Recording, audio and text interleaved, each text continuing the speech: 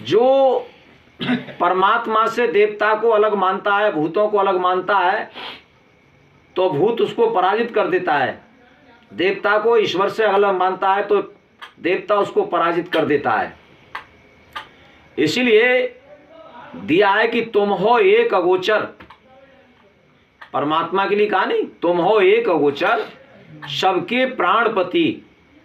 तो वो भूत प्राणियों का भी पति है, देव प्राणियों का भी पति है, गंधर्व हैं, किन्नर हैं, राक्षस हैं, पितृ हैं, जलचर, थलचर, नभचर, भूचर, जितने भी जड़ जंगम प्राणी हैं, उस सबके प्राणों का पति है, सबके लिए जीवन देता है, इसलिए उसको प्राणपति कहा जाता है। तो इसलिए हमें भक्ति किसकी करनी चाहिए? भक्ति केवल परमात्मा की करनी चाहिए। कोई भी वस्तु उससे भिन्न नहीं है। उस सर्वहारी व्यापक सर्वत्र समाना, प्रेम से प्रकट होए में जाना। जो कुछ लोग हैं कि ब्रह्मा को अलग मानते हैं, विष्णु को अलग मानते हैं, शंकर भगवान को अलग मानते हैं, तो देखिए आरती बता रही है ओम जय शिव ओमकारा है, ब्रह्मा विष्णु सदाशिव जानत अववेका, और प्राण मध्य में शोभित, ये तीनों एका। तो इनको जो अलग अलग देखने वाला है उसको क्या कहा? मूर्ख, अविवेकी, यानी उसको विवेक नहीं है।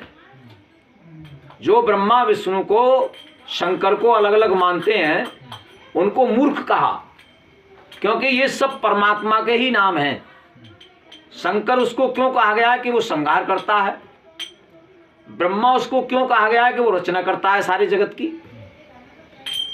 और विष्णु उसको क्यों कहा गया है कि वो सब में व्यापक होकर के सबका पालन करता है?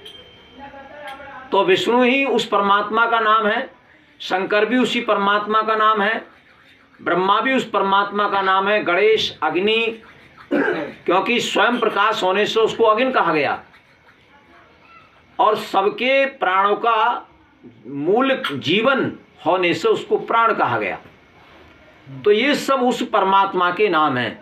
तू ही स्वयं प्रकाश सुचेतन सुख स्वरूप दुखत्राता है। भक्तों के इस भवबंधन को तू ही दूर मुक्त कराता है, भक्तों को इस भवबंधन से तू ही मुक्त कराता है। जपना तुझको जीवन है, मरण तुझे विसराने में, मेरी सारी शक्ति लगे प्रभु तुझसे लगन लगाने में। तो प्रेमियों, परमात्मा के अलावा कुछ है ही नहीं, सब कुछ उसी का है, सब कुछ वो है। तो हमें अपने स्थान पर किसको बैठाना चाहिए? उस परमात्मा को। भक्ति किसकी करनी?